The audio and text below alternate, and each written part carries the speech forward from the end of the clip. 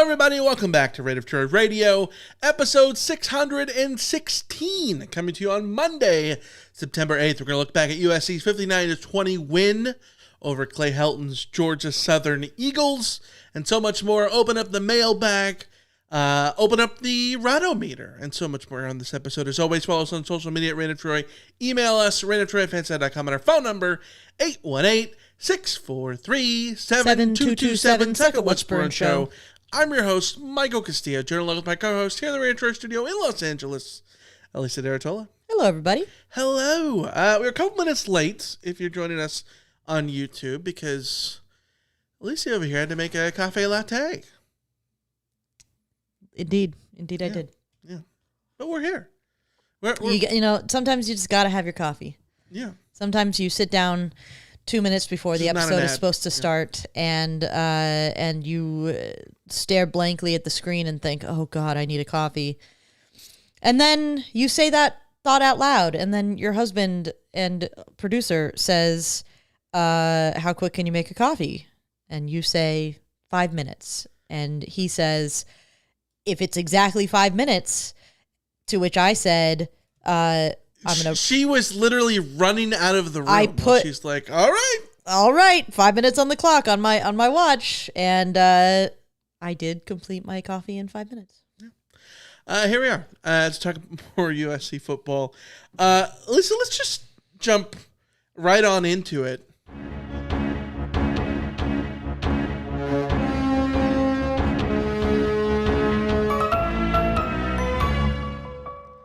Starts with some news. You might need some more coffee in a couple of weeks. Some fans are. Yeah.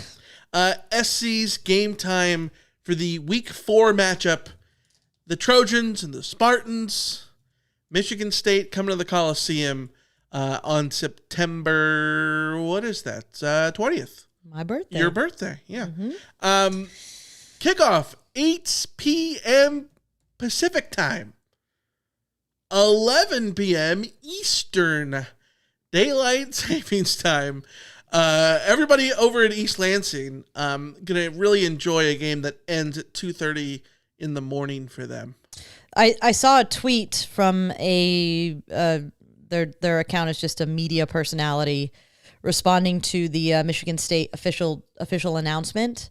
And their tweet was, this is awful in so many ways, and I'm not even a Michigan State fan. Sorry, USC, you choose to move to our conference, you kick at 5.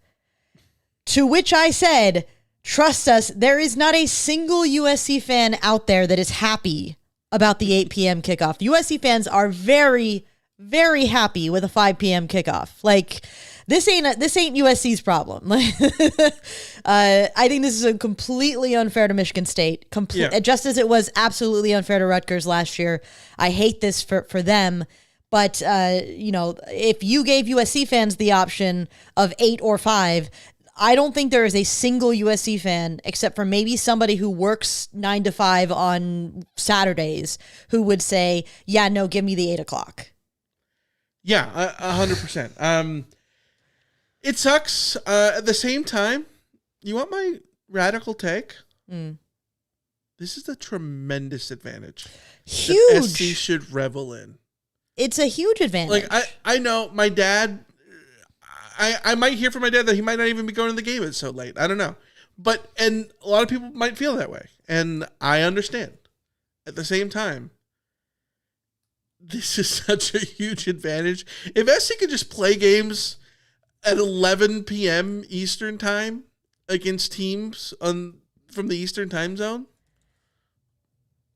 Okay, yes. That's kind of a cheat code. 100% a cheat code for USC. Makes this game even less acceptable to struggle with. Like, I was saying, like, it's not acceptable to lose this game, but you just win it at any place, and I think you take that if you're a USC fan. Now, at this point, with that level of advantage, with them having to travel across the country and to have the time difference and the just start time be the time difference alone could have been difficult for them, even if it was a 5 o'clock game. Because of jet lag and all that kind of stuff. But At this point now, like part of me is kind of mad because I've referred to this season as a staircase. You're a great documentary. Great documentary. You're a 35-point favorite over your first opponent, Missouri State. Then you're a 28-point favorite over your second opponent, Georgia Southern. Now you're a 21-point favorite over your third opponent on the road, Purdue. And then the next game, Michigan State, it's hard to say what they're going to be at that point, but I was thinking USC will probably be a 10 to 14-point favorite in that game at home. And so sort of ramp up the difficulty. But when you take the legs out from under a Michigan State team that I'm not even sure is going to be that good this year, like suddenly that ramp up to Illinois, like I'm not even sure I'm going to judge the Michigan State game as a difficulty level that I would have previously. I don't know if we can go that far, but I hear you. I hear you. At the same point, like Kenny in the chat points out, like, it's not my ideal time, but the Dodgers play after 7 p.m. Pacific. The Lakers play after 7 p.m. Pacific. Why shouldn't the Trojans? We're on the West Coast. I thoroughly agree. Also, the Big Ten added USC and UCLA and Oregon for this time slot and Washington in part because it's great for them. They can stretch out their day from noon Eastern until 2:30 in the morning. Like, it stretches out their day, and it's great for them and all the TV partners and all that kind of stuff. The other side of it is, this is Michigan State. Yes, I think Michigan State is a name brand. This is also a Michigan State that is coming off of a season in which they had a losing record. They haven't looked great this season. You know what I mean? Like, yeah. This SC would not be playing at 8 p.m. at home against Penn State. You know what I mean? Totally fair. As much as it sucks for Michigan State fans, if you wanted a better time slot, be better. And I know that that's cold.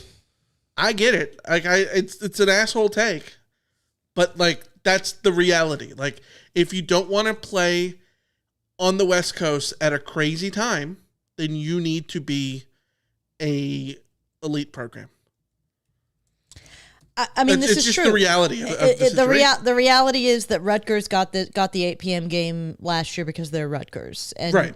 They're not putting. I don't think we're gonna ever see a Michigan or an Ohio State in this time slot. So right. Yeah, I get it, but it's the same thing that I didn't like about 9 a.m. kickoffs on the East Coast. It's the same thing there. Like for me, it's about getting the best game between two teams. My opinion on USC fans complaining about the 8 p.m. kickoff remains the same as it's always been. Like Kenny said, like 8 p.m. kickoffs is standard for all of the West Coast teams in the pro game that have those time slots. So like, I think that I totally get if parents are not super jazzed about the late kickoff, but it's also, if you lived on the East Coast, I mean, the Michigan State fans and Big Ten fans who even aren't Michigan State fans are arguing for an 8 p.m. Eastern kickoff for Michigan State as like a much better alternative. So yes, again, I don't think that that USC fans have a ton of room to like complain. I get, it's fine to say this isn't your favorite time zone, time start. 12:30 is not my favorite time start, and we're getting that this week for Purdue. Mm-hmm. So you just, I'd much rather have a 5 o'clock game. That's just what it is. But the other side of it is like, there will be 9 a.m. games that SCS to play, which I hate, on the East Coast, and we will hate that, and we will complain, and I will absolutely hate it because that's basically my bedtime. But that's the reality of the situation of playing in a conference in which you have teams on the East Coast across the country. Like, you can't have teams all the way across the country and then be shocked that there's time zones that exist. Yeah. Unfortunately, this is not China. And I mean that in the way that, China has one time zone. Which is a choice. Insane. Like, they would have like 8 time zones if they didn't have one time zone. opposites ends of the thing, and you're going to bed at the same time, but the light situation completely different. Wild. Yeah. Wow. The other thing, I'm just pulling up the Vanderbilt, South Carolina this week kicks off at 7:45 Eastern time. Texas A&M, Notre Dame kicks off this weekend, 7:30 Eastern time. These are standard operating procedures. It just sucks that we're not used to SC playing that late because they don't play that late that often. But they played a bunch of 7 o'clock games on ESPN anyway. So, all right, let's talk rankings. The AP poll, the coaches poll is out. SC still unranked, 30th in the AP poll if you look at the others receiving votes, 29th in the coaches poll. If you do look at the metrics, things are looking good for the Trojans. In FEI, SC up to number 11 with the number 4 rated offense and the number 46 rated defense. Cool. Massey, you take that. Massey has, I just learned this last week, that Massey has a composite ranking of like all of the computer rankings and the voters, the AP and the coaches. And in the composite ranking, USC is 11th. In FPI, USC is 5th, which I know you love FPI. But like Massey has USC at 12th. Mm-hmm. Sagarin has USC at 18th. Yeah, so like the advanced metrics, USC's lowest ranking in these like probably 20 or so advanced metrics that are compiled here, the lowest is 26th. The highest is 5th. The average comes out to 11th. So while I will I could sit here and tell you why USC is not ranked and why USC continues to lose votes when it comes to these polls. As I put on Twitter, like I do find it slightly silly that USC is the only team in the top 17 of FPI that isn't ranked. USC is the only team in the the top 15 or so of FEI also that is not ranked. It is a little bit off to me that teams like Florida and Texas A&M and Oklahoma and a few others came into the season having come off just as bad seasons as USC did, having come into the season with just as many questions as USC did, but are getting a massive benefit of the doubt that USC still isn't getting, despite if you looked at what the computers say about what USC is, it is absolutely a top 25 team. Yeah, I look at it a couple of ways. I don't care. It's SC will play themselves into the rankings if they deserve to be ranked. This is true. The other side of it is last year you looked at FEI. I had FEI up. Here we go. 2024, last year, SC was 16th in FEI, finished the season. They were nowhere near being ranked because they were 7-6. And so, but they were 16th in the metrics. And that doesn't mean that the metrics are wrong. It means that SC didn't do their end of the bargain to win the games that they should have won. Yes. Right? And so, like, as long as that continues to be a thing, you're not going to necessarily get the benefit of the doubt. Then you add in what we've always talked about like, people love a quarterback to feel good about. People love a long list of returning starters, like these things that are just, preseason biases that we have, whether they be, whether they're genuine, whether it's subconscious, whatever it is. These are things that, are naturally there. But either way, who cares? SC will play themselves into the rankings if they need to be there. I do want to address that, though, because, like, every time I talk about rankings on social media or anywhere like that, like, you always get the response of, like, who cares? Just win your games. And it's like, yeah, that's true, but also it's September 8th, and I don't have a lot of other things to talk about. Like, the rankings exist. That's fair. So I want to talk about the rankings, and I do find them interesting because I do find them, I do think they are an interesting look into the broad opinions of people in college football, and sometimes those opinions in college football are wrong, and sometimes they're right, and sometimes they're way off, and sometimes they're spot on. So I think it can be very interesting, just like what results in somebody rising. For instance, Trojan Fight says that Auburn gets ranked after beating Ball State. Make it make sense. Auburn didn't get ranked because they beat Ball State. Auburn got ranked because they beat Ball State after beating Baylor, who beat Baylor beat SMU. So, like, again, the multidimensional polls, Auburn is getting rewarded for their week 1 victory that looks better now because Baylor looks better now. You know, like there's a lot that goes into that. There's also posturing last week where they were able to be ranked higher in the others receiving votes last week, in part because of that win over Baylor. Because I'm looking at it now. Auburn was 27th last week. They're 25th this week? What are they? 24th. Yeah, they went up 3 spots, and Florida, SMU, and ASU fell out of the polls. So yeah, that's how polls work. Yeah. So. Yeah, but I think that we look at a team. I look at a team like Michigan, and I have a lot of questions about Michigan, and they are a team that, for the people saying like this is the SEC, what do you expect? Like Tony in the chat, like, yeah, of course I expect the SEC to get a little bit of boost, but also, teams like Michigan and the Big Ten are getting a benefit of the doubt that USC hasn't gotten. And a lot of that has to do with Michigan beating Ohio State last year against all the odds. So USC only has themselves to blame for not taking their opportunity against Notre Dame last year, because then I think USC would be taken a hell of a lot more seriously. You would be taken more seriously if you give voters a reason to take you more seriously. Yes, and USC won't have that opportunity to get taken more seriously for at least a couple weeks now, because I don't know that a win over Purdue on the road is going to move the needle too much, and I don't know that the win over Michigan State at 8 p.m. Pacific is going to move the needle all too much. I do think USC will get in there by if USC is 4-0 or 3-0, like process of elimination will get USC in. Mm-hmm.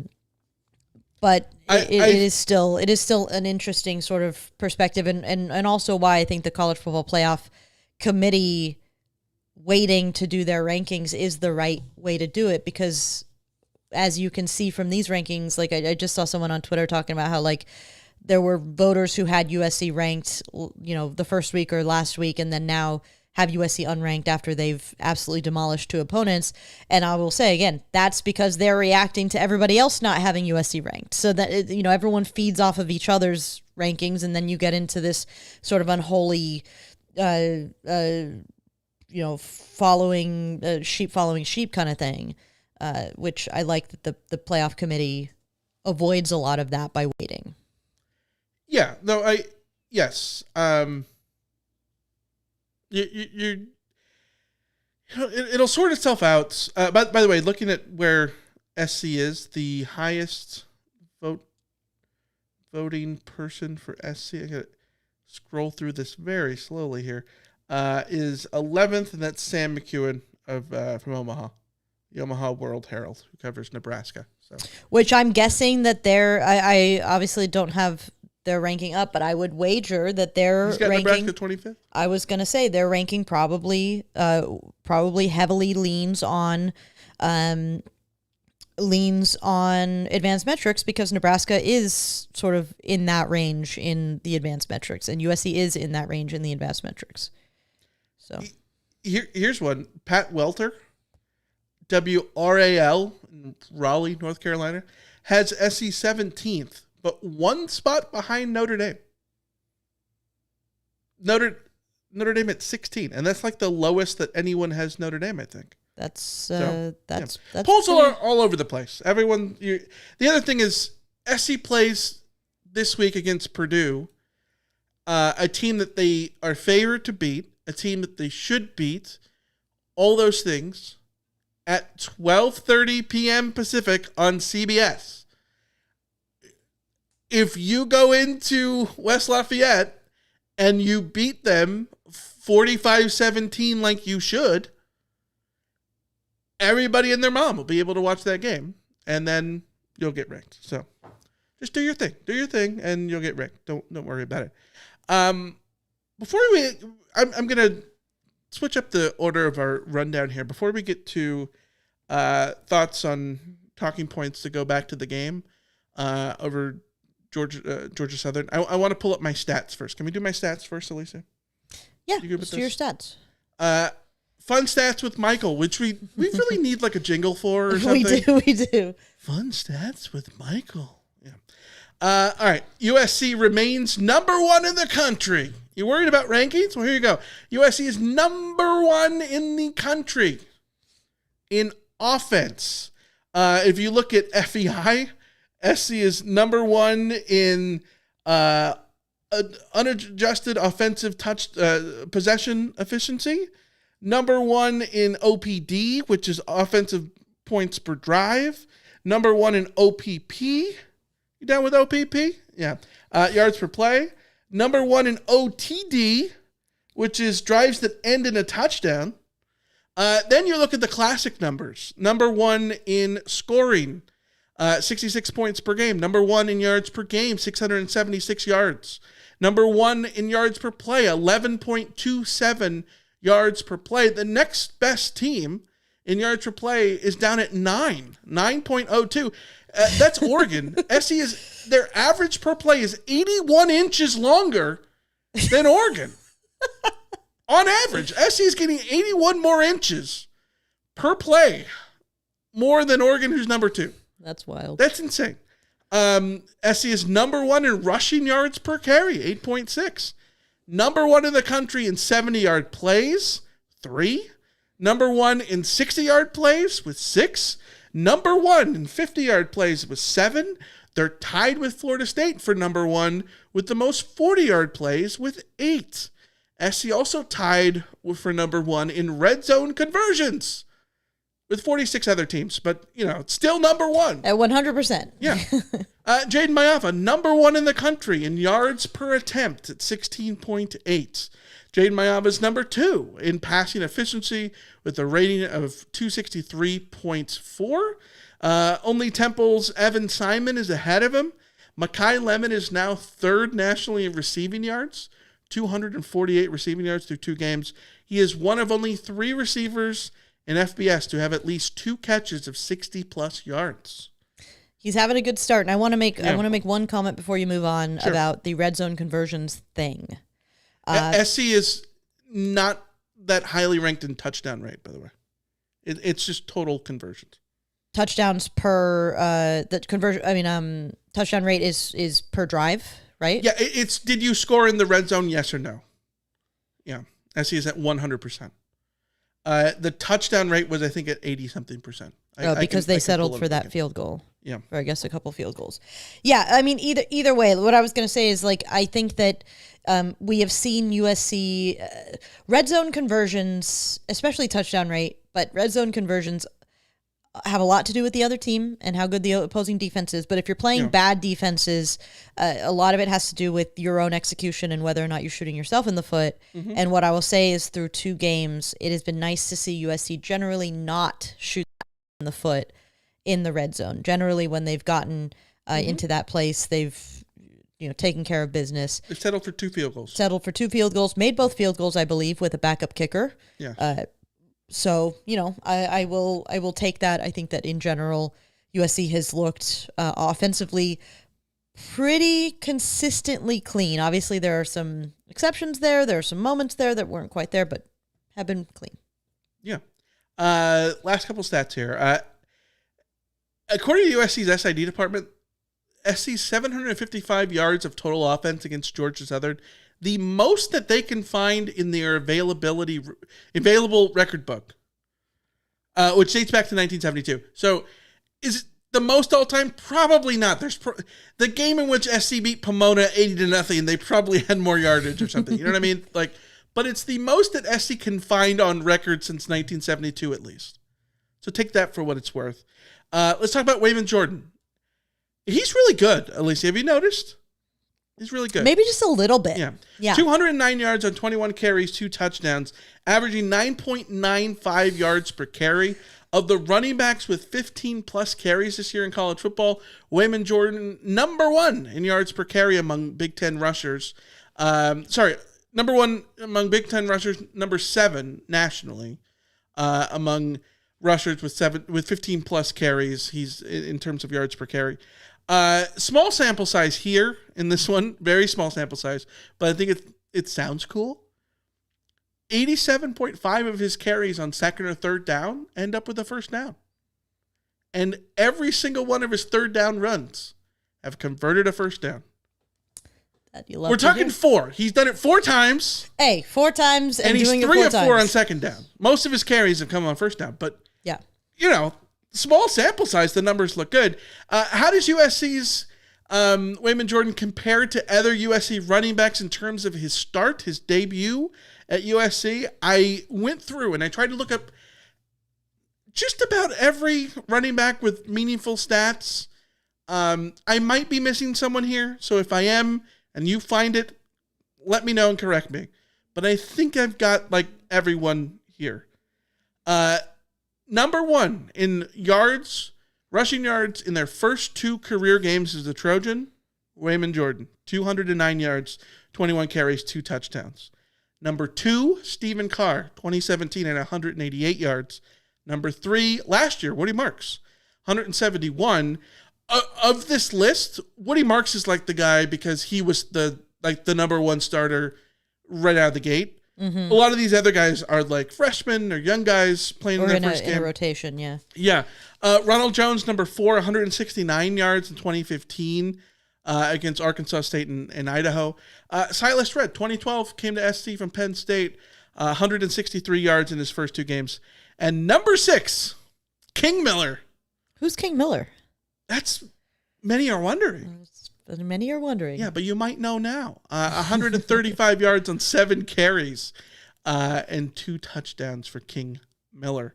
In case you're also wondering, Reggie Bush had 28 yards in his first 2 games back in 2003.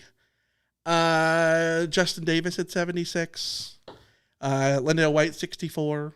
Travis Dye, 125. But Wayman Jordan, 209. Last 2 stats. USC is now 37-0 under Lincoln Riley when holding teams to 20 points or fewer. What do we say? 20-point defense. 20-point defense. 20-point defense, give me you're a going to win 20-point defense and things will be okay. Yeah, and SC is wrecking havoc and getting their havoc plays. Trojans have 9 sacks through 2 games. They didn't have their 9th sack last year until late October against Rutgers, their 8th game of the season. They have 9 through 2 games. Tied for 5th nationally in both total sacks and sacks per game. Tied for 5th in total tackles for loss. And 4th in tackles for loss per game.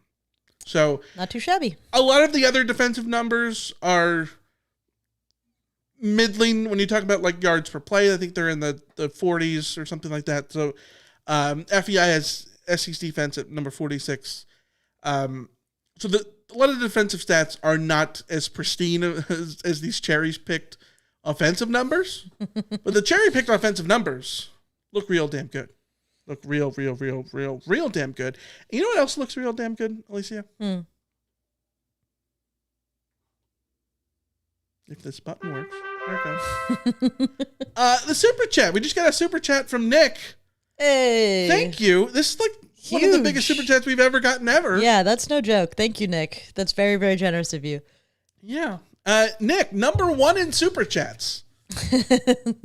Actually, number 2 right behind SC's offense. Apparently. Yeah, number 2 right behind USC's offense. Yeah. Big ups, Nick. Thank you. We appreciate you. We've seen you around forever. For a while, yeah. Yeah, your tweets and all that kind of stuff. We appreciate you. Yeah, a lot of stuff to feel good about USC's offense.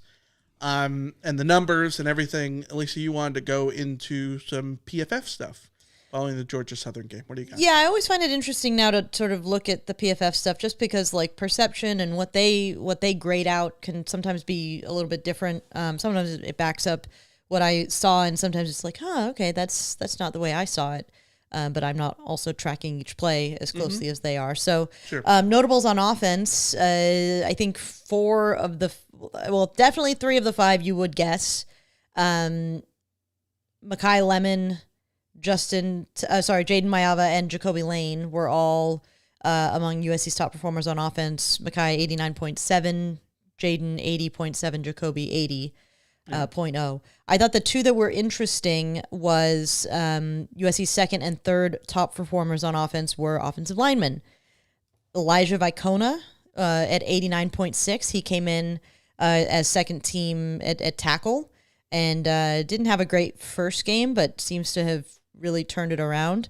And then Justin Taunu, who had one of my favorite moments of the game when he laid an absolutely absurd block out on the right to help spring Eli Sanders for a nice gain.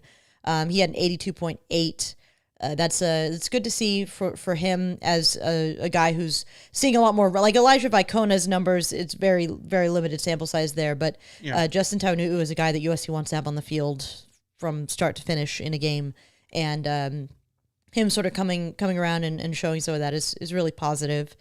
On the flip side, in the less positive, category, we have two other offensive linemen. Alani Noah, who was demoted to second team, didn't exactly put in a performance to suggest that he deserves to be back up at first team because he rated 57.8. He was one of USC's lowest rated performers on the day. And then Micah Benuelos, the starter at guard who has elevated up this year, was 59.4. So not a great. I know he got a game ball for his first start, but the metrics say it wasn't all there as far as the offensive line goes. I think that I will say that I think that USC's offensive line still has to prove a lot to me, but thus far they haven't been catastrophic, which is the word that I was using all offseason about my fears that there was a possibility of USC's offensive line being catastrophic, and they have not been that. Obviously, I haven't faced an opponent to do that so much, but also is they're holding their own for the most part. I don't think they're world beaters, but I think they're doing a decent job so far. So I'll take that. But I do think it's interesting that a guy like Alani Noah got demoted and didn't have a great game, and Micah Benuelos, a replacement up there at guard, not having a great game either. So there's still stuff to work on offensively. Defense. On defense, DeCarlos Nicholson was USC's top performer, which makes sense. He had the interception and a pretty good game at 84.8. The other top performers are a mix of guys I expected and didn't expect to be in there. Anthony Lucas was USC's second top performer at 77.2, which is very good to see. That backs up what we saw from him in terms of the eye test. Backup linebacker Jaden Walker came through with a 76.2, which is pretty good. Good to see. The one who surprised me, Bishop Fitzgerald, the guy at the scene of two crimes in this game, 74.1, which to me, when you factor in that he was directly responsible for a touchdown and arguably probably maybe responsible or at least there for a second touchdown, that he still gets a 74.1 speaks to the rest of his performance, which was still very good, and follows up the what we saw in the first game. Despite those moments from him that were less good, he's still across the board, I think, having a pretty good time. Desmond Stevens came away with a 71.6, which is slightly surprising, but I didn't know that he had my issue with the linebackers is more like, I can't tell if, it's not always clear if they're having a bad game, but I want to see them having good games, and I'm not sure I've seen anybody really have a really good game at linebacker yet. In case anyone was wondering, Jakeem Stewart in his debut came through with a 64.2, which isn't a particularly great rating, but it's very median because USC had a lot of really negative performances on defense in this game. A lot of guys with the colors that are sort of moving down the color wheel from green to red into the sort of darker yellows. Too many players, I think that were having a bad time. To highlight some of those, Ja Jarrett was a 30, which is real bad. Kobe Pepe was a 41, which is real bad. Chasen Johnson was a 54.7, which is not surprising. He had the PI, but not great. And then the surprise for me was Jide Abasiri, 57.7. I felt like Jide, when I saw him, when I noticed him in the game, was having a pretty good game. So this number doesn't necessarily track for me, but defensive line stuff is also, on a play-by-play basis, can be, you see the plays where a guy does really well, but then if he's not doing well on all the other plays and getting washed out of a play and not holding ground, it's easier to maybe miss that. So in a game where it felt like USC was a little bit too vulnerable to the run again, the fact that Kobe Pepe and Jamal Jarrett, two guys who I imagine are guys who USC would like to be able to plug in there and have being run-stopping defensive linemen, them having that low of scores kind of speaks to something. There's the question that people have been having about whether or not USC defensively is looking vulnerable the way they are because they're trying out so many different guys. If you buy into that theory, then as the slate starts to ramp up, I expect to see less of a guy like Kobe Pepe and a whole of a lot less of Jamal Jarrett, because I think Jamal Jarrett's somebody that you bring in at the time that you bring him in, feeling like you let him sit and learn and develop under this coaching staff. And then Jamal Jarrett, like Tamir Robinson, like Kennedy Urlacher, felt like guys who USC was bringing in not for this year but for future. So I'm not as worried about Jamal Jarrett, but like Kobe Pepe at this point, I don't know that he's earning the snaps that he's getting, certainly relative to Keyshawn Silver. So yeah, I don't know. Do you have any thoughts on that? No, not really. We got comments in the chat about whether or not SC was going, vanilla. I think that Brandon, our good pal Brandon, our lovely barbecue buddy Brandon says, do we think SC played vanilla on defense as they were basically preseason teams? I think there's a possibility of that, sure. Father Natty says, in my opinion, Lynn wanted to see what he had. There's a world in which that's the case. The problem is you cannot say that definitively is the case until you see them against better teams. And until then, I think it's a little bit wishful thinking, right? Because we hear this all the time. Oh, they went vanilla. I go back to 2012. SC in 2012, little shaky against Syracuse. Oh, but yeah, they were going vanilla. They're saving stuff for Stanford. Don't worry. And they lose to Stanford. You know what I mean? Like, I'm not going to say that this is the case and they're going to give up 45 points to Purdue, but like, I do think that like we have to judge on what we saw. You know what I mean? Yes, and I also think that saying that a team is going vanilla on offense makes a hell of a lot more sense to me than the idea of explaining USC's inability to shut down the run. Especially when you should have a physical advantage. That's exactly where I'm getting at. You should be able to be vanilla on defense and still make the stops. Yes, because if you're running a vanilla defense, all that means is you're just not doing exotic things meant to like confuse an opposing offense, but which you need to do in order to get advantages against teams that you don't have physical advantages with. But in this game and in the previous game, USC has a physical advantage, a talent advantage compared to this team. So running a vanilla defense, you should still, defense, you can run vanilla defense. Like theoretically, you could go out in a base defense running a very simple cover 3 on every single play. And when you have this kind of advantage, you should still be able to get run stops and not allow running lanes. Like in that case, you shouldn't need an exotic defense in order to stop a team running the ball, inside zone. Yeah. You know? So that's my worry. I do think that there is potentially some, like I said, I think there's potentially some validity to the idea that they are using a more a broader cast of characters in these first few games to see to see what they have, and that they will close up that cast of characters to not include players like Jamal Jarrett, who I don't know, is he eligible for a red shirt, or did he red shirt last year? Either way, like I think it's pretty clear that Jamal Jarrett needs some time. That's fine. I think that there's a universe where like they want to maybe ease Floyd. Use his red shirt. He used his red shirt last year. Yeah.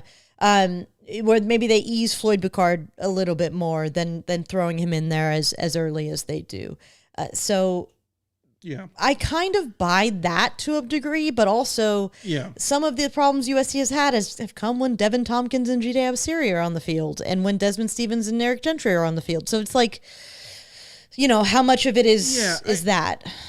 So there was the drive in the second quarter that was really good from the defense, where they got in the backfield on every single drive and forced a bunch of negative plays and all that kind of stuff. The following drive, they got absolutely gashed up the middle, right?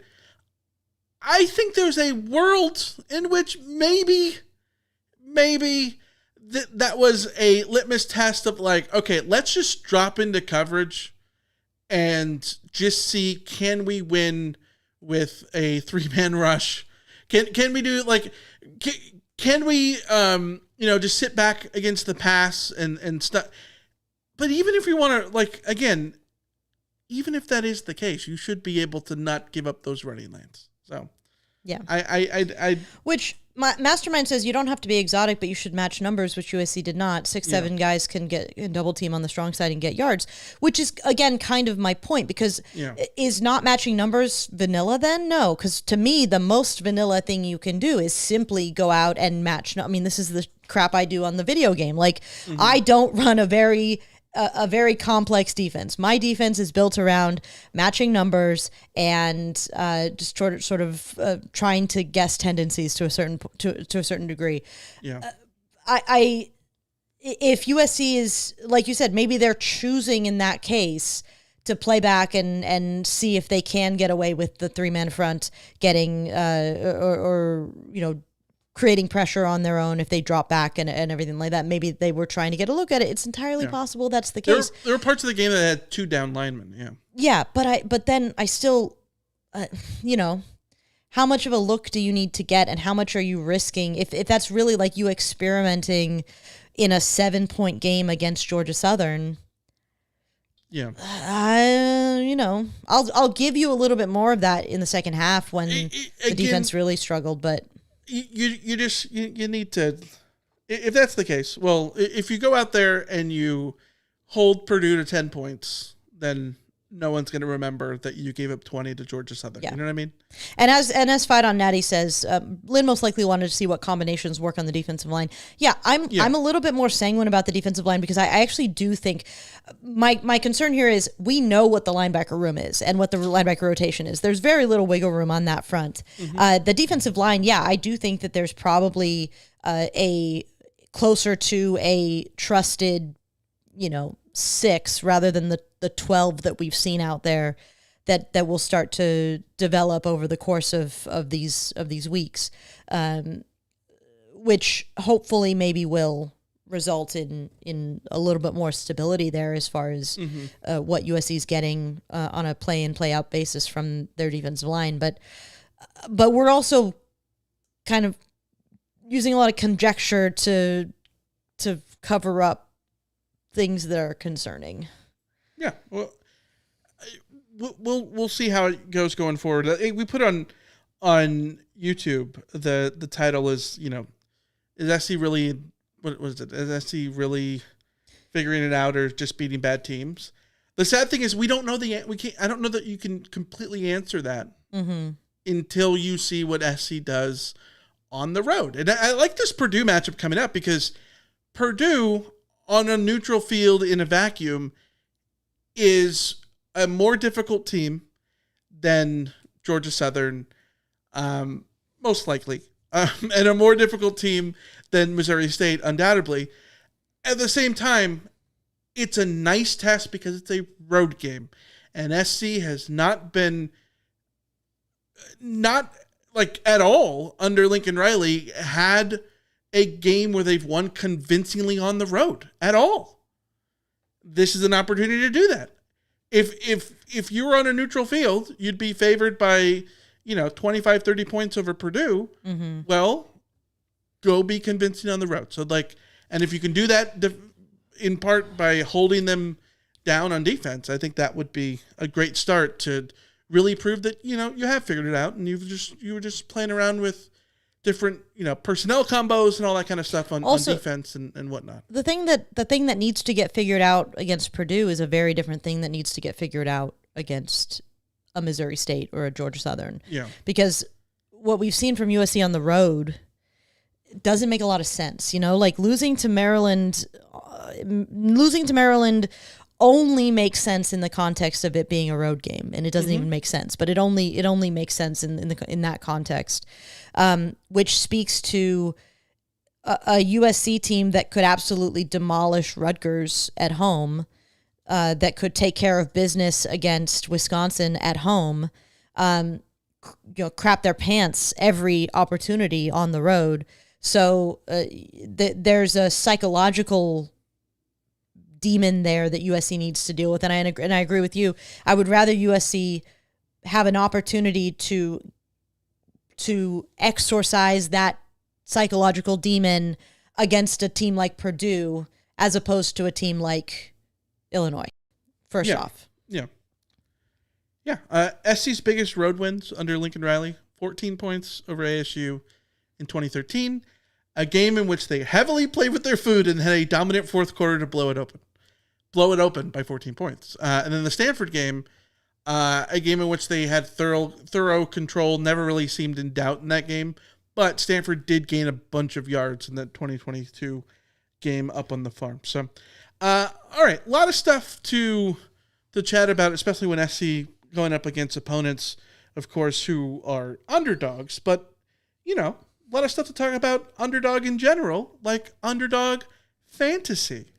Alicia, football season is back, and so is making picks over at Underdog, my favorite daily fantasy app where I can play for as little as $1 and win up to 5,000 times my money. It's all about using your ball knowledge. Pick whether a player will go higher or lower than their stat projection. Mix and match with different players on different teams, even different sports. Tonight, Monday Night Football, the Chicago Bears. I didn't do that great. The Bears, maybe a little bit better. The Bears, back on the field, monsters of the Midway. I've got Rome Odunze, higher than 4.5 receptions. Caleb Williams, Trojan legend, Heisman Trophy winner, higher than 218.5 passing yards. Vikings tight end DJ Hawkinson, lower than 42.5 receiving yards, but Justin Jefferson higher than 6.5 receptions. That's what I'm playing on Underdog Fantasy tonight. You can join me and start making your picks at Underdog Fantasy. Download the app today and sign up with promo code Reign of Troy to score $50 in bonus funds when you play your first $5. That's promo code Reign of Troy. Millions of fans have already won billions making picks on Underdog.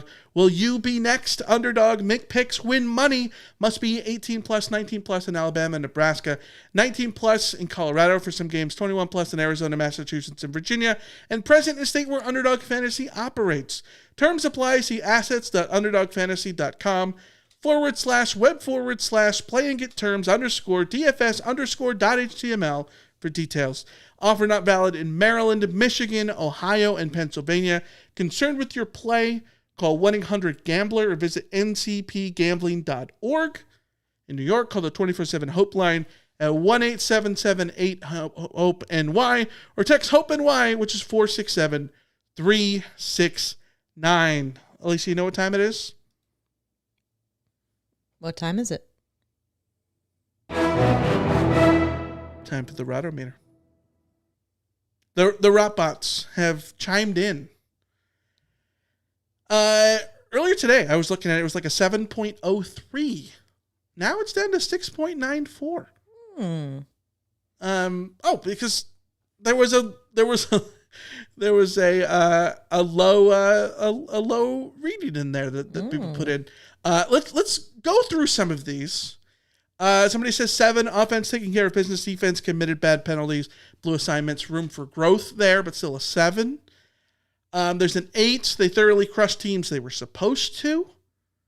Someone says 9, how could I not feel this way, Michael?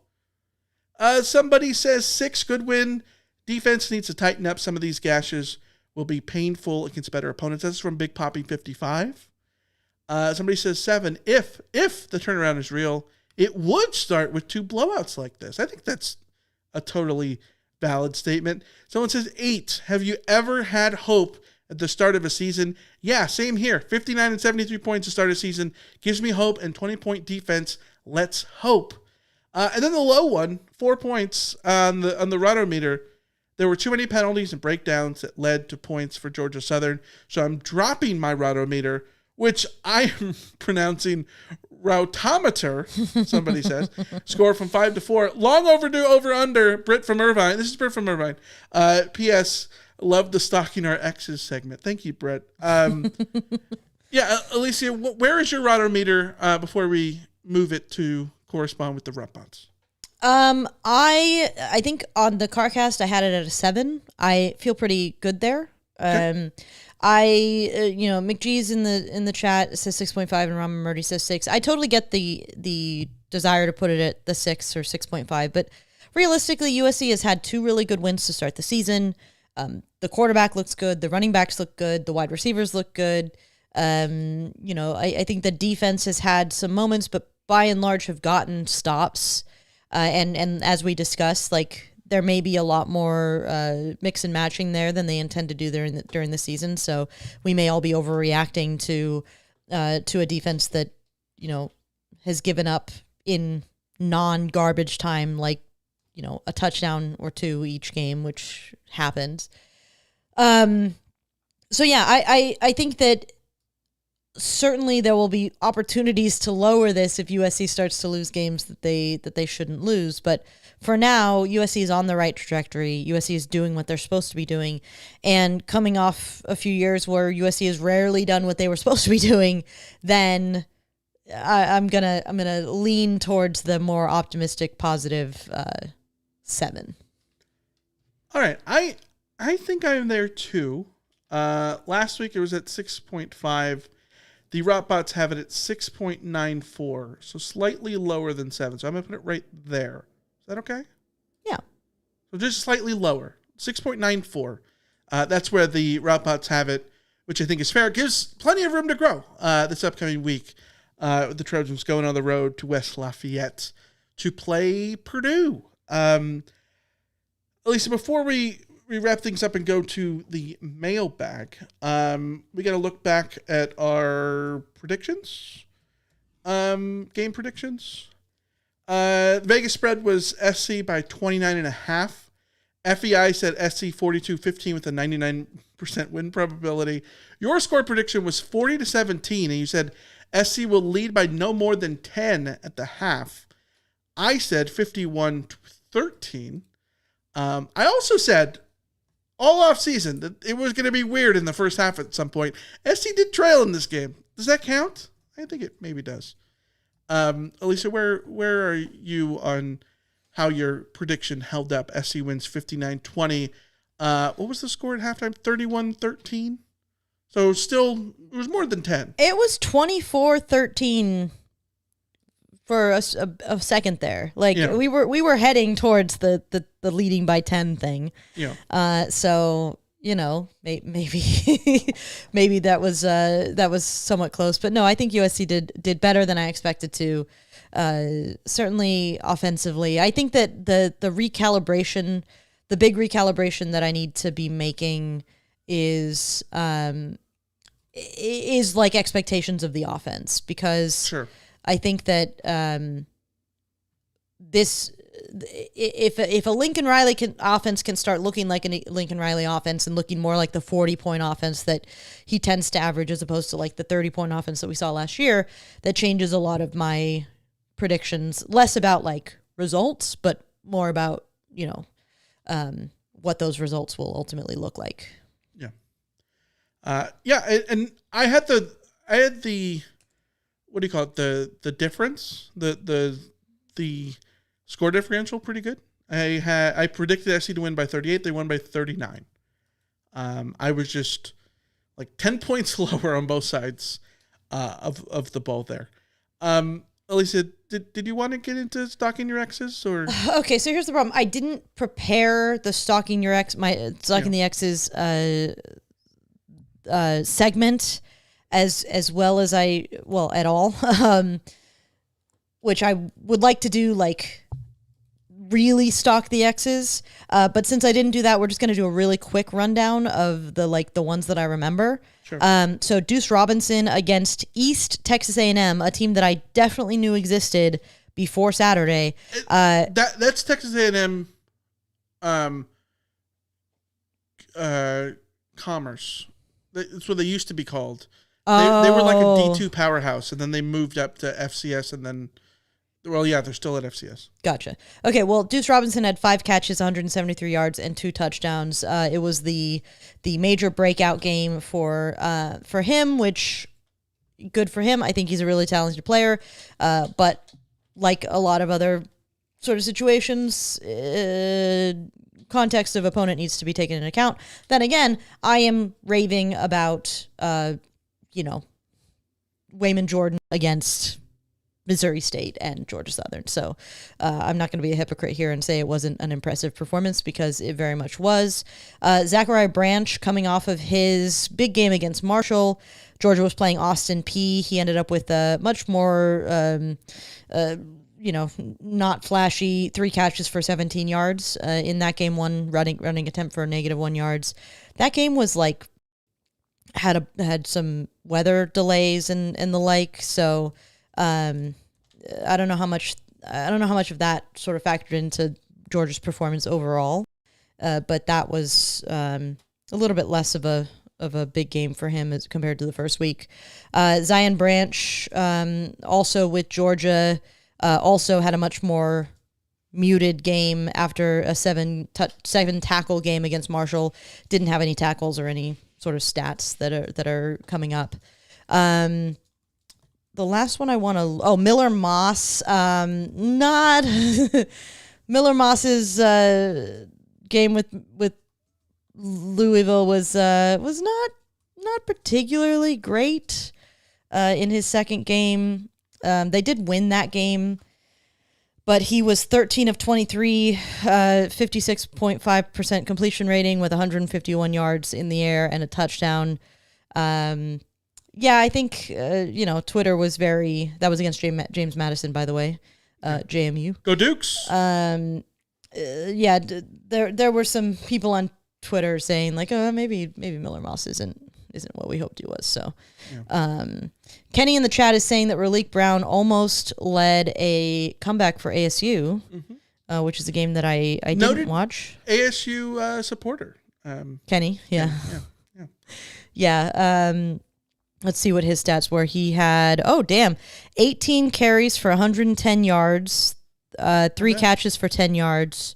Against Mississippi State in ASU's loss. So that's a pretty big game from him. But by the way, speaking of Trojans who go to ASU, I saw a TikTok from the Dolphins where they're like, tell us where you went to college without telling us where you went to college, which was really dumb because it was just people giving their gig 'em, boomer, like that kind of thing. Lame. So you're just you're just using your thing. Anyways, Austin Jackson was there and he sang Fight On, which was cool. He actually full on sang Fight On. Nobody else put that much energy into it. Love that. Then they show Jack Jones, who today I learned plays for the Dolphins. But he throws up the forks up sign. And I was thinking about it is that weird? I mean, not really. We consider Woody Marks a Trojan and not a Bulldog. Yeah. But you can be both at this day and age. I guess so. I'm sure he finished, right? I don't watch enough NFL anymore. On Sunday Night Football, are people going, are people sitting there and being like, Jake Garcia, Narbonne, Missouri, USC, Michigan, and like naming off Miami. They're all gonna be 58 schools that he's ever been committed to. Or Michael, are they at? gonna be like Big Brother players who are trying to get their shout outs in? Oh my God, before yes. the mic turns off? So like Bear Alexander. This high school, that high school, this high school, this high school. Georgia, USC, Oregon. Georgia, USC, Oregon. Yeah. Speaking of Bear Alexander, he had in Oregon's very impressive win over Oklahoma State. He had 5 tackles, rated 74.4 in PFF. So pretty decent game for him. Showing. And there are a bunch of other USC players that I wish I would have been able to look up, but obviously I'm doing this in the moment. So there's one you will be able to see on Saturday. Michael Jackson III plays at Purdue in a wide receiver core with Nitro Tuggle, who's also at Purdue now. So we'll talk about that. 2 Georgia transfers. We'll talk about that on Wednesday. We preview USC and Purdue. Let's get to the mailbag, shall we? You've got mail. All right, let's start with we got 2 voicemails, Tom and LA Fred. Both of them similar. Let's start with Tom first. Hey, Michael, Alicia. This is Tom in the PMW. Hey, all this talk about Clay Helton, I know it's history now, but nobody else in their right mind would have taken that job except the nice guy. I don't think he did a great job. He did an average job. He's still doing an average job, but nobody else would have taken that job. Sweet little Lane, he got fired pretty quick without cause, perhaps. Boozy Shark, he got fired for good reason. And so the only person left that would possibly take that job at that point under the administration was Clay. So I think people should give the guy a break. Had a great job. Go Trojans. Yeah, thanks, Tom. This was one of the things that I had said, especially after Clay Helton was hired. A lot of people wanted to fire him in 2017 after that Notre Dame game.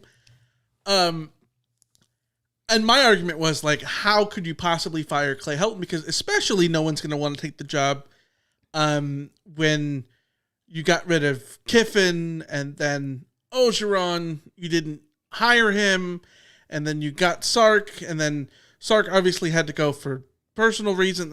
Like, Sark had to go, right?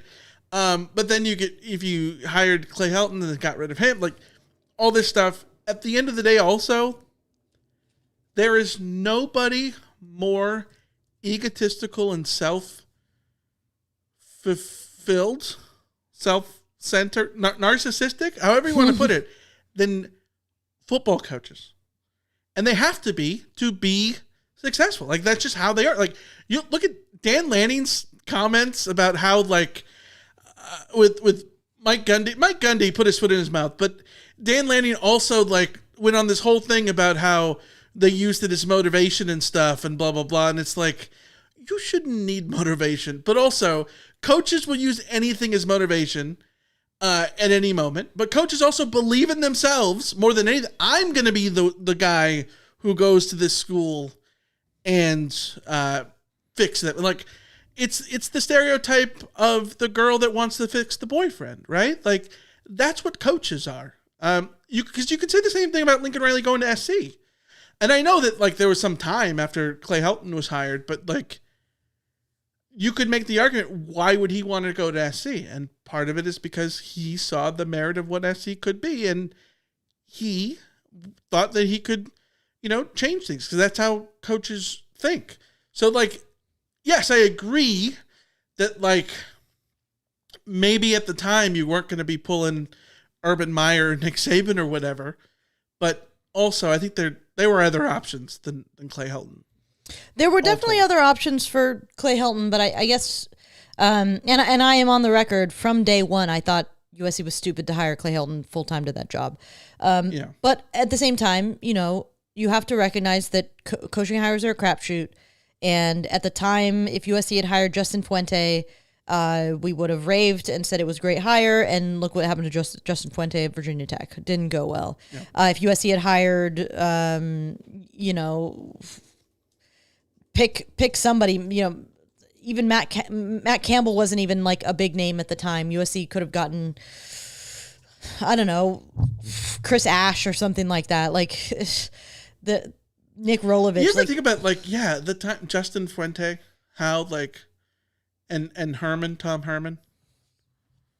Those were the names. Those were the big names. Yeah. And, that's the year that Georgia hired Kirby Smart. So obviously there are ones that work out. But at the same time, like there's more of these hires that I'm looking at. Will Muschamp at South Carolina. Like more of these hires didn't work out than did. So that's the rough thing. But as far as the thing is USC, I think here's the problem. USC wouldn't have been aggressive enough to go after the kind of coaches who would even consider saying no to USC at that time. I've also thought for the longest time that there was an overcorrection, that there is always this perception, and I don't understand it, but they let Coach O get away kind of thing, right? And so I think after the Sark thing busted the way that it did, Clay Helton looked very attractive for two reasons. Number one, adult in the room kind of deal, which we've all talked about that forever. And number two is I think it was Pat Hayden's way to way overcorrect on the Sark hire by going back to the interim, that because he could have warped himself into thinking that he should have kept the interim at Ogeron, so I'll keep the interim this time, which was a complete misread of the whole situation. But I can see a world in which Pat Hayden could pretzel his brain into thinking that. You know what I mean? So, yeah. Yeah, the whole process was messed up, which makes me believe that if it hadn't been Clay Helton, it would have been the wrong person anyways, because the people doing the hiring didn't know what they were doing. Yeah. So let's go to LA Fred. Hey, Rain, it's Roy. This is LA Fred calling. Well, I'm going to try and keep this one short and sweet. The Trojans took care of business as we all expected. The running back room showed again why it's potentially going to be great. And the wide receivers decided to show up and say, hey, we're not going to get shut out like we did last week against Missouri State. Now that the two scrimmage games are behind us, time to get into the Big Ten play. And this is where we're going to start to find out just how good this team can and may be throughout the rest of the season. I get that Purdue and Michigan State coming up are not exactly Ohio State or Oregon, but they will provide a better litmus test and measuring stick than the first two games did. Lastly, I just wanted to say a few words about Clay Helton. I know most of his fans were happy and excited when he was finally shown the door at SC. Personally, I felt it was probably a year or two too late. He should have been canned earlier. But my anger and frustration with him was always limited to him as a play caller, coordinator, and a head coach. It never had anything to do with him as a person. Rob Foss, if you guys didn't see his press conference after the game with several of the USC media, do yourselves a favor and look it up and go watch it. He showed why he deserves to be respected. He had just received a butt kicking courtesy of the Trojans on the field. I'm sure he heard the countless people yelling at him from the stands and telling him how he sucked, et cetera, et cetera. Yet post-game, he was still so professional and complimentary of USC, the people here, and how thankful he was to have spent so much time coaching here. The man is all class, and bottom line, he's a good guy. And it's because of that, he will always have my respect. Have a good week. Beat the Boilermakers. Fight on, everybody. Yeah, thanks for the call, as always, LA Fred. It's a fantastic call from LA Fred. I think he's on point across the board, as he usually is. But particularly the Clay Helton stuff, I understand why people hate Clay Helton. I understand why people are bitter about the Clay Helton era. Trust me, it wasn't a good time for me. But I 100% agree with LA Fred. I have no reason to believe that he is anything but a wonderful human being. And I, that doesn't make him a good football coach, but I do think he is a good, a good person. He is somebody that I totally understand why so many parents entrusted their children to his care. And I think that you have to give him that credit. It is a cutthroat game, and he should not have been hired at USC, and he should not have been retained at USC. And that is not his problem. That is USC's problem. But I want to see Clay Helton succeed where he ends up. I am bummed out as all hell that it looks like it's not going to work out at Georgia Southern. And they went 6-2 in conference last year. They did. But yeah, I just think he's a good guy who, give him that respect, if nothing else. Yes. No, I agree. Great guy. Yeah, all praises to Ya. I never hated Helton, just wanted him fired. Yeah, that sums up my feelings. I will say this. I thoroughly appreciate and agree and all those kind of things. And yes, great guy. Yes. SC has now beaten Clay Helton by 39 points at the Coliseum. Can we make a motion to put Clay Helton to rest? Michael, I have a question for you. Can we? Have USC fans put Vince Young's knee being down to rest yet? Have USC fans put sanctions to rest? I mean, my yet? dad hasn't put the measurement at Notre Dame in 1989 to rest. So that's all I'm saying. You have your answer right there. That's fair. I'm just saying, like, we have talked the Clay Helton thing out. Yes. I think we have said everything that ever needs to be said. Thank you all for your time. No more Clay Helton. We're done on Rant of True Radio talking about Clay Helton. We good? Oh, you sweet summer child. Okay, we're good. Okay, yeah. All right. Let's go to a YouTube comment we got from Scott after the CarCast. Purdue is a wonderful and perfectly measured step up in competition. So far, a perfect schedule with gradual toughness. Then Illinois, but barring a devastating injury, we have no excuse not to be ready. A loss before that, and then all bets are off. Yes. I think, have you made this comment on the pod? I think you have, about how, like, the schedule really was favored by 40 points, the favored by staircase? 30, favored by 20, favored by 10, and then you get to Illinois, which is like a pick 'em type thing. Yeah. Yeah, it all works out, but this is the counter to that is because of the way it works out. My level of understanding or forgiveness for USC slipping up in these next 2 weeks is very, like, the threshold for that is very low. I think it's a situation where if USC loses either one of these two games, it is a complete and utter indictment on the coaches, the coaching staff, the team as a whole. Because you have had time to settle in. You have had time to experiment defensively. You have had time to get your offensive line settled in and learning who you can put in there and who you can't. Like, you've had time to work out the kinks. Mm-hmm. So if you haven't worked out the kinks, that's on you. Yeah. Also, I really like the schedule, how, like, okay, this week, it's you got to go prove that you can beat an inferior opponent on the road. Can you do that? Can you check off this bet? Kenny in the chat said there's like a video game in which you're just upping levels.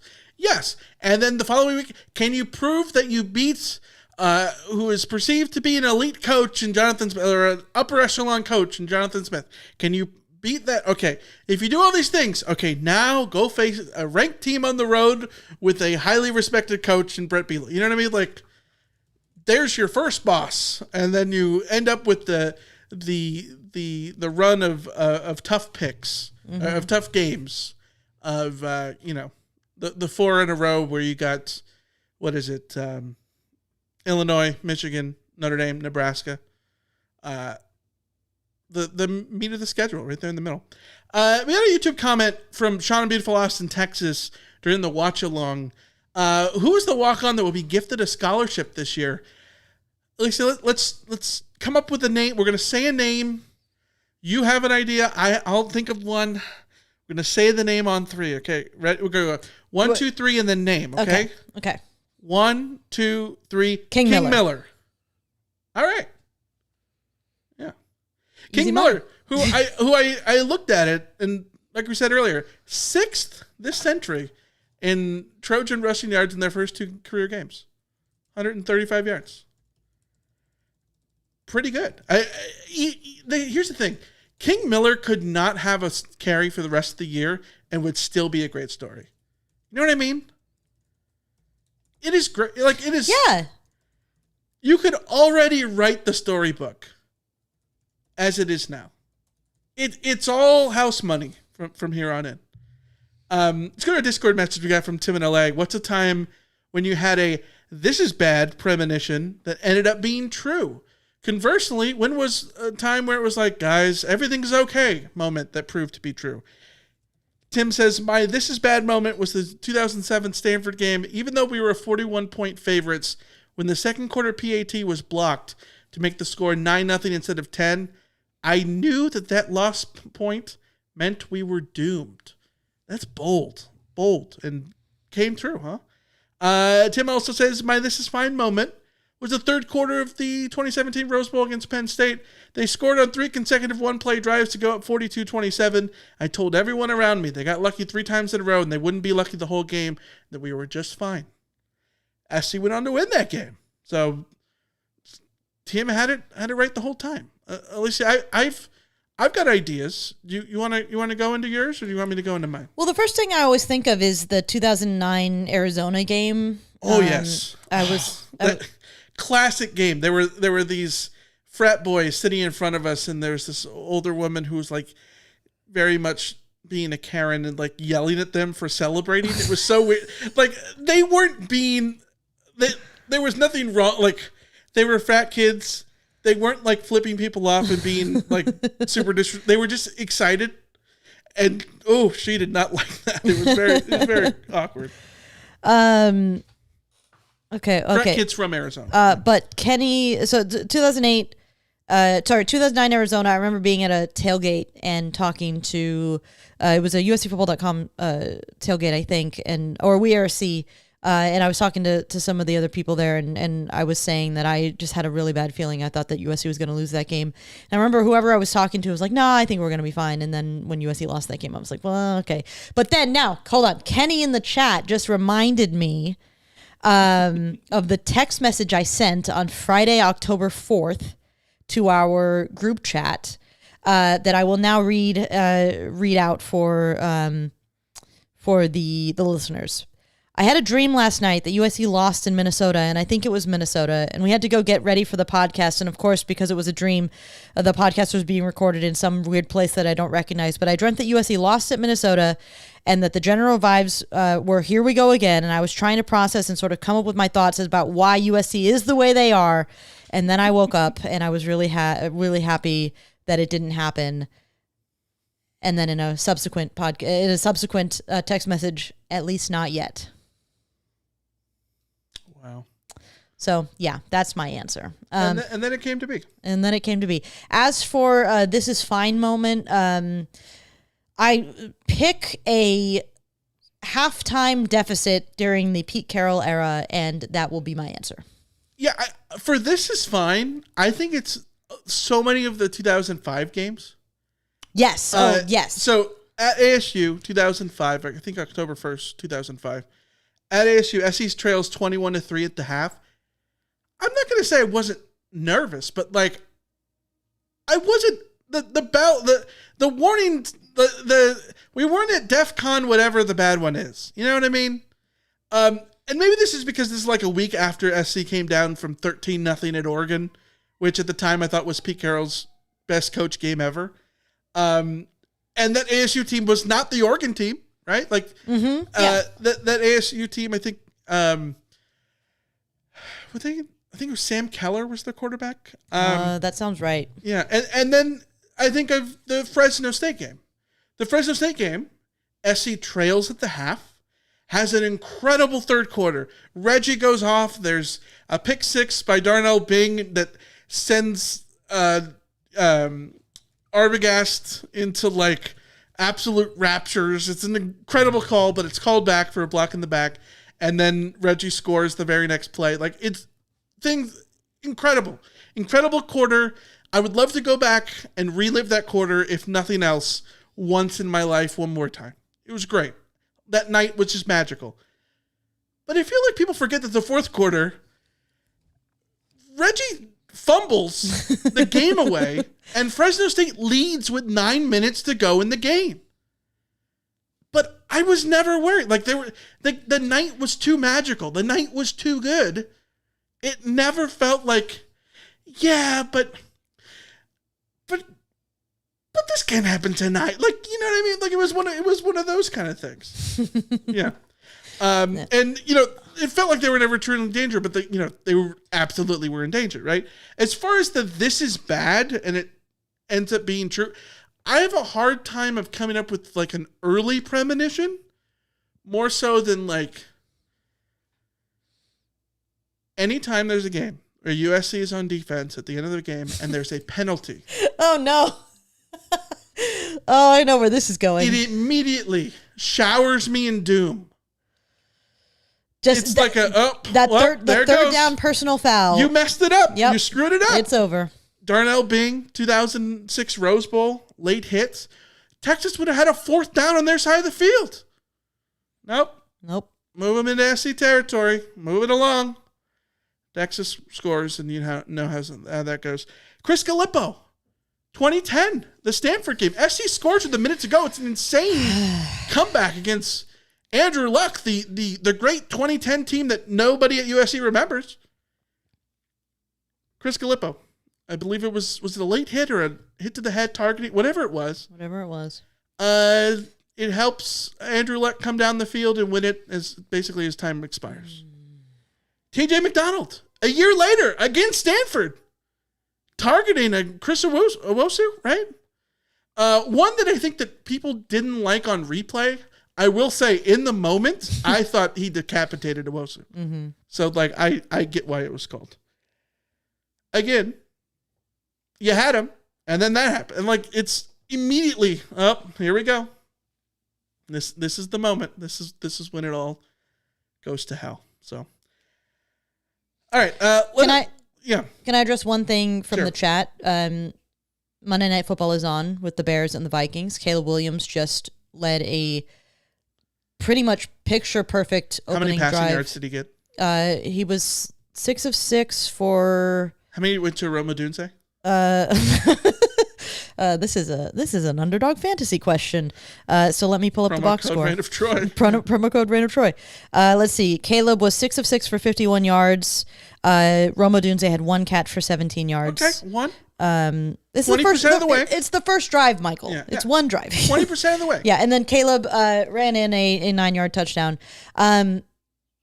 Beautiful. Love to see that start for him with Ben Johnson. However, Michael, I don't think you can pull up the game right now, but if you can, well, it's too late because it's on a commercial. But I need your opinions on Caleb Williams. His new helmet? Look. No, his look. What do you mean? He's look? He's doing that thing where he's wearing a T-shirt under his jersey, with the bottom coming out the bottom and the sleeves coming out the side. Or orange shirt. It's a gray, heather gray. T-shirt. They're wearing the blue tops. They're wearing. I think so. Okay, this is riveting audio. I know, but I cannot imagine this is good for the Michael Index. He does have the new funky helmet. People talk about the nails bother them. He can paint his nails all he wants. He needs to do away with this T-shirt underneath the jersey. It's just not becoming. He's got aura still. You know what I mean? His aura is rapidly deteriorating. So he's not aura farming for you. No, he's not aura farming at all. I'm trying to send you. The problem is I can only find a highlight of the touchdown, and I'm not sure that you fully see. We'll look this up later. Okay. I also want to answer the question about Big Brother for the record. Okay, go to the Big Brother thing. I'll see if I can find a picture of Caleb. Okay. Rama Murdy asked earlier in the chat. I'm paraphrasing. Who is your winner pick in Big Brother?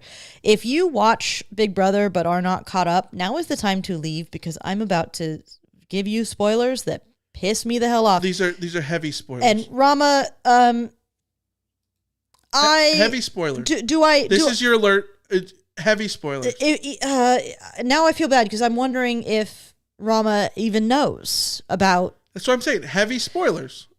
Rama Murdy, if you don't want to Okay, know, I'm sorry, now's Rama the time. Murdy. If you have gotten too far in and are about to realize that I'm going to reveal something that you have not seen the Tuesday episode, and so you don't know and you don't watch the live feeds and you're not like spoiled on Twitter or whatever, I apologize deeply, but also they freaking eliminated Rachel Riley, not voted out, not like put her on the block and voted her out. She got eliminated in a freaking hamster wheel competition, which is bullcrap. And now I'm pissed. Lisa's fired up. I am pissed. I am mad. Everyone is mad online about this. It is bullcrap. And now, so the question is, who do I have as a winner? I don't frickin' know. Production. Whoever wins the most competitions in the end game. Maybe it's Morgan. I don't know. Maybe it's Vince. I don't know. I'll tell you who it's not. It's not Will, and it's not Ava, and it's not Ashley. Maybe it's Kelly. God, no, not Kelly. Who can win the most vetoes in the end game? I'm so mad. I wasn't even invested in Rachel winning because I thought it was just going to be very hard for her to win. But I was invested in the way that the end game was setting up, not just for Rachel, but for like that entire group in the house, like the Rachel and Will and Ashley and Morgan and Vince. Like there was an interesting dynamic there along with Keanu, and I thought that it was going to play out in a very interesting way because all of those people were involved in it, and because the machinations could go around in a million different circles. You take Rachel out of the game, and suddenly all of that strategy and stuff goes out the window. It's now just who wins the competitions, because no one's going to convince anybody to do anything in one roundabout way or another if Rachel Riley isn't there pulling the strings. So, yeah, it's big bull crap. I probably won't be watching the rest of the season, although I will be tuning in for every live feed update on RHAP on Rob Has a Podcast, and I will be listening to every Rob Has a podcast because I still care about them. But yeah, screw CBS. They suck. As an aside, Fight on Natty says it might just be a personal superstition when it comes to the T-shirt with Caleb Williams. Maybe it is. If it is, I need to hear it, and I need to hear it from his mouth explaining exactly. Because as somebody who has T-shirt superstitions, which fans who tune into my watch-alongs may or may not find out at certain points this season, my superstition is that if I'm wearing a shirt and USC is struggling, I change out of that shirt. I change into a different shirt. So like last game I wore my number 10 jersey, and if USC had been struggling at halftime, you would have seen me in a different shirt in the second half because I just try to like get rid of the bad juju. So like I totally get the superstition shirt thing. But also like Caleb should have more aura than he currently has. Have you seen it, Michael? On the screen. Okay. Right now, I've just pulled up a picture. Okay. Our YouTube watchers can now see Caleb Williams look. This picture that we got, courtesy of USA Today, or Imogen, whatever you want to call it. You cannot see the jersey coming out of the bottom. My issue is the jersey coming out of the sleeves. Yeah, no, it's bad in both. Why is it coming out of the sleeves? The light helmet is the new helmet that he's got. Mm-hmm. That's fine. I think it's an interesting look. It's better than of ISIS. Certainly better than some of the other crazy ones, Gladiator or whatever. But it's the shirt coming out of the sleeves, which is weird. That weirds me out. I wonder if it's the color of it too, because like I grew up with USC quarterbacks always having the t-shirt sleeves coming out of the bottom, and you know I never minded it with Matt Leinart or Matt Barkley until they did the weird like it was a compression yellow and one was shirt. red. Yeah, but if it were blue, would I care? Well, maybe fair. not. And it's really not the coming out it doesn't look great coming out of the bottom of the shirt, but I like that I understand more than coming out underneath the sleeves. Like yeah, not a great I could tell you what it looks like, but I don't want to get demonetized. So Okay. Also, Michael, I just realized that we have in our chat the Mastermind. Mastermind, you probably won't get this reference. It could be the Mastermind. But shame on you. Shame. In Big Brother, there's a Mastermind. The villain of the season is the Mastermind. It's the Mastermind's fault. We love the Mastermind that's in the chat. We love you, Mastermind, in the chat. But Yes. if you're related to the Mastermind on Big Brother, shame. All right, we're going to wrap up there. We will be back Wednesday. Most likely 4:07 p.m. Pacific. USC and Purdue, previewing the game, giving you our predictions, and so much more. Who knows? There might be more segments. We'll see. As always, follow us on social media at Random Troy. Email us, randomtroyfans.com. Phone number, 818-643-7227. Alicia, final word should be you explaining aura farming to Brandon in the chat. That is a very Gen Z term, Gen Alpha, Gen Z term that I don't understand. Aura farming or like clip farming, similar term. Aura farming is like you're trying too hard to have aura. So the Google AI overview for aura farming is a slang term for the act of intentionally performing actions or developing a persona to cultivate or increase one's perceived aura, a sense of inherent coolness, impressiveness, or mystery. So like if I started wearing whatever is like if I started wearing Balenciagas, are there still a thing? If I start wearing those, I would be aura farming, because like I'm clearly doing it for clout. Doing it for clout, yes. Yeah. And trying to get an aura that I don't naturally have. Yeah. So. In other news, I was aura farming. I try hard, yes. I was aura farming on YouTube during my watch along. Or not really. If you want to go check that out, go check that out. Actually, even if you don't, go check that out. Give it a like to help the channel. It's called I Went Crazy During USC's Blowout Win Over Georgia Southern, a perfectly YouTubing title for Alicia reacts to all the crap that went on during Georgia Southern. So it's a quick rundown of all the highlights from my watch along on Saturday in case you missed it. So I think it might be my favorite thumbnail we've ever had. It's violently ridiculous. Yeah, I'm putting the thumbnail on YouTube for everybody to see. This is all wonky, but you guys get the point. So the background on the thumbnail, since we're just vibing now, is Michael made me like take a bunch of pictures with YouTube-y expressions. And I was deeply, deeply uncomfortable doing that.